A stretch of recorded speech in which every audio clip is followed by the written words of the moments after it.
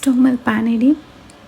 ನಂತರ 2 ಗ್ಲಾಸ್ ನೀರು, 2 ಚಿಟಿಕೆಯಷ್ಟು turmeric, cut ಮಾಡ್ಕೊಂಡಿರೋ ಬೇಬಿ ಕಾರ್ನ್ಸನ್ನು ಹಾಕಿ ಬೇಬಿ ಕಾರ್ನ್ ಬಾಯ್ಲ್ ಆಗಲಿಕ್ಕೆ ಬಿಡಬೇಕು 3 ನಿಮಿಷ. 3 ನಿಮಿಷ ಆದಮೇಲೆ ಅದನ್ನು ಡ್ರೈನ್ ಮಾಡಿ ಸೈಡಿಗಿಡಿ.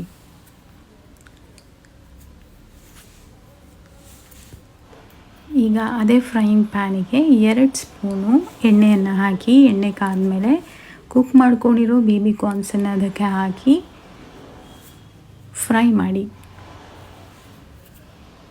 ಫ್ರೈ ಮಾಡಿದ ನಂತರ 2 ಸ್ಪೂನ್ ಅಕ್ಕಿ ಹಿಟ್ಟನ್ನು ಹಾಕಿ ಮತ್ತೊಮ್ಮೆ ಚೆನ್ನಾಗಿ ಫ್ರೈ ಮಾಡಬೇಕಾಗತ್ತೆ.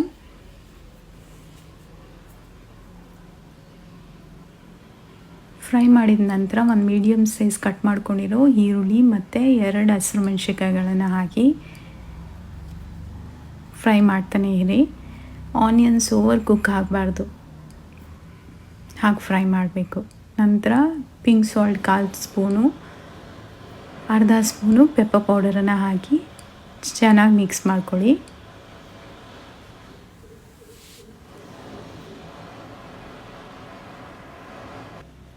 ಲಾಸ್ಟಲ್ಲಿ ಕೊತ್ತಂಬರಿಗಳಿಂದ ಗಾರ್ನಿಷ್ ಮಾಡಿದರೆ crunchy pepper baby corn ready ಆಗುತ್ತೆ.